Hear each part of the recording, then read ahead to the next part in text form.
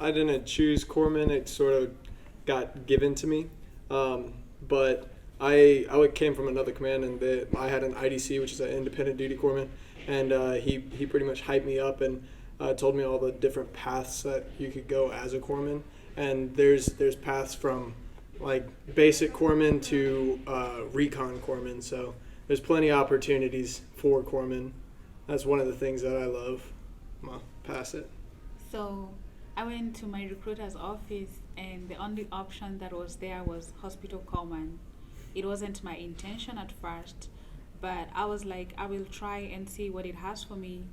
And just going through core school itself has made me develop a passion for it, because you realize it opens the horizons to work with another department, which is the Department of the Marines. And apparently, this is the only rate in the Navy that you get to work with the Marines. They don't have their own command, they use the Navy command. So then you realize it's an important rate for both the Marines and the Navy. I was also interested in switching over to the HM rating because I want to hopefully one day switch over to SARC or FMF corpsmen in the future. They deal more with emergency medicine, and that's really intriguing to me.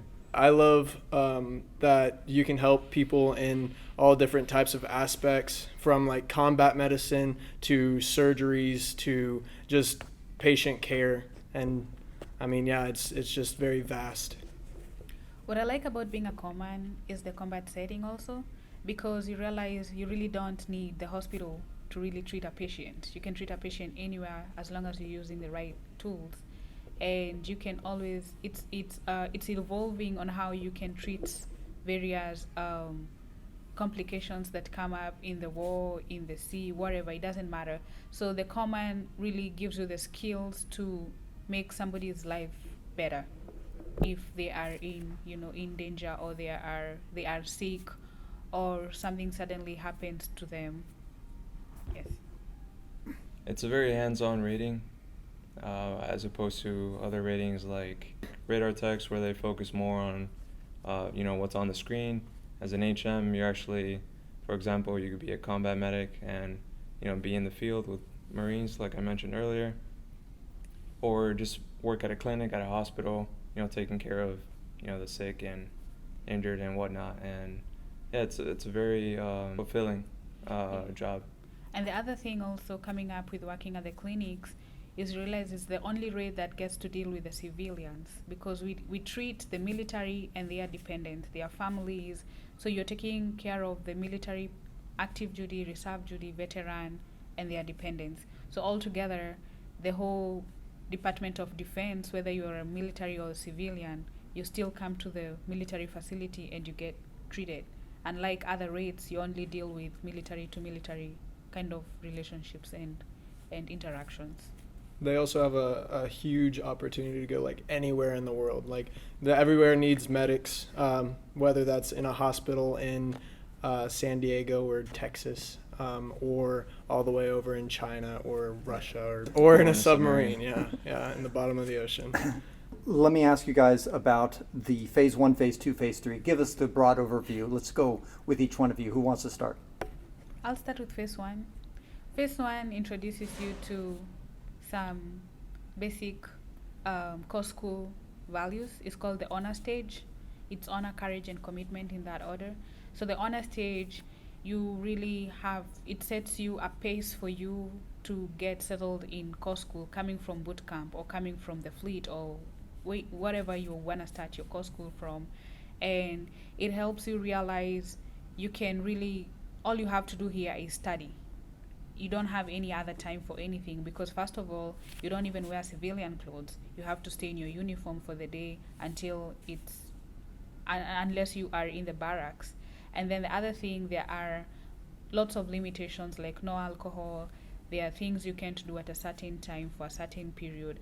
But then you realize it's only for 21 trading days. So it's a reset set of situation. Like you're in school, all you have to do is study. So the freedom limitations is only to acclimatize you to the school setting. It's really nothing about anything else. It just wants you to progress well in your school, and then it helps you find a balance between school time and your other free time. So you have all these time for yourself, but all you have to do really is study because you don't have so much freedom to do a lot of things. Phase 2 is really the moment that everyone's kind of waiting for, as Kenyo mentioned. Phase 2 is when you actually get to wear your civilian clothes, so it's a nice breath of fresh air for you to, sort of relax a little bit, put on your regular clothes. Phase 2 can go off base during the weekends. So. Phase 3. Phase 3 is where it's at. You get not all the freedom in the world, but you get a whole lot more freedom than Phase 2 and Phase 1. I'm pretty sure. I think it's training day 52 or 57 or something that you get it. Like that, yeah. And you can drink alcohol if you're over 21, of course. Make sure you put that out there. Yeah. You can wear civvies. You can go out on base. Liberty from the weekdays from Sunday to Thursday, it's till 22. And then Saturday and Friday, it's 23:30. You really don't have too many problems as long as you don't do anything reckless and foolish. So. And you did a C school right afterwards, and so what do you have as far as advice to people who are thinking about, okay, after they finish A school, and they're thinking about C school or just being a general Quad Zero corpsman, what would you tell them? Do your research on every. So the corpsman community has, like I said earlier, it has multiple pathways that you can go down. It's got surge tech, it's got med lab tech, it's got PMT, it's Ortho. plenty more. Yeah. So many more. And do your research before you go into MEPS and look at what the contract is, because you could get stuck with a dental tech contract, and that's somebody that is just dental specific. Don't get me wrong, all corpsmen do all different types of work in the medical field, but you can be stuck as a dental tech. And then you can also get an ATF contract. A lot of people come here with ATF contracts and they don't know exactly what an ATF contract is, which is the recon that I was talking about earlier, the combat medicine. It's technical field. Yeah, it's SARC or SOIDC, and then it's SMT and DMT.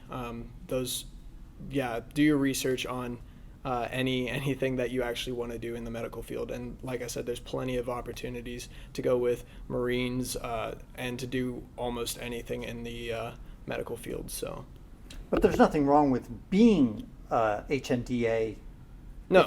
If that's what they No. want. In other words, Yeah. when you say that you'll be stuck, it's stuck if you didn't want that. Yes, stuck if you didn't want to, and it's not actually stuck because you do a little bit of time as a DT or whatever C school that you get, and then after a little bit of time, you can actually switch your NECs, which is the extra little pipeline that you go down. That's what a NEC is.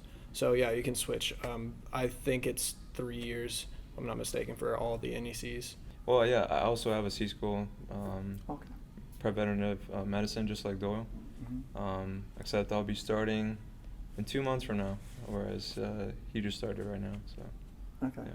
And how did you decide, or why did you pick preventative medicine? They have a really high chance to get tagged alongside Marines, and that was sort of my focus coming into this whole rating and field. And they go through field medical training battalion if they do get attached with Marines, and then after that they get attached to any sort of battalion, either East Coast or West Coast. I didn't really choose PMT. Again, they gave it to me, but it's probably one of the best choices best C schools that I could have gotten for the path that I want to go down. The same with him. I want to get with the Marines, and I just started the school, but when I get done, I'm hoping to get orders for FMF or Fleet Marine Force to go with the Marines. So you're good. To add on the C school thing, I'm Quad Zero, and it really doesn't matter if you go to C school or not, because there's always another chance to go to C school if you want. After you serve in the fleet, you can always put in a package and come back to C school and study whatever you want. The advantage rather will be that you'll go to a hospital and work in all these departments, and then you realize you have a passion for something specific and then you can apply for that C school and then come learn in accordance to your passion and line your passion with whatever you're doing in school. Some people get C schools, some people don't. But if you don't get a C school, there's always a chance out there in the fleet to come back to C school. Last question is, what do you wish somebody had told you before either joining the Navy or before boot camp or before A-School?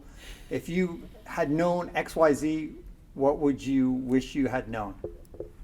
Where do we start, right? All right, so for A-School in particular, as I mentioned earlier, I definitely took for granted how fast the course was going to be. It's a very accelerated program. So definitely keep that in mind when you're coming here. Try to develop some good study habits before you get here. That's going to really help you out a lot. I did my own research before I joined the Navy, and I kind of knew what I want, and it had what I wanted. So at the end of the day, it's up to you. The Navy is what you make it, and it gives you chances. If you know you miss something, it gives you a second chance. For instance, if you fail the exam the first time, you can do it another time. And if you fail a lab practical the first time, you can do it another time. So there's chances for you to get better at what you do, even if you don't get it right the first time. But then it's up to you to learn the lessons for yourself and use that to your own advantage, so that tomorrow comes and you'll be a better corpsman, you'll be a better sailor.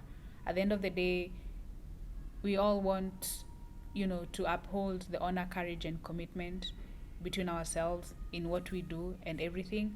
So find out from the websites, call recruiters, find out from the social media websites, ask questions before you join any military branch for that reason, or any rate. Ask questions. There's information out there for everybody to really make a decision out of it. Ask questions a lot of questions. If you're not sure of something, ask about it, because especially during tests. Yeah, you're just gonna get answers. And if not, then go ask somebody else.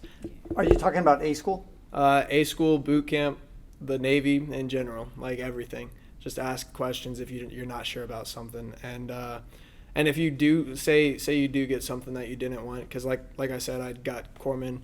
I didn't really want corpsman when I joined, but I got it and I'm not hating it. So just roll with the punches, and maybe you'll like it. And if you don't, well, you'll be able to get out of it and switch rates or NECs later on down the road. It's not the end of the world. Just try it out. Excellent. Well, thank you all for your service. Thank you so much. Thank you for your so much. support.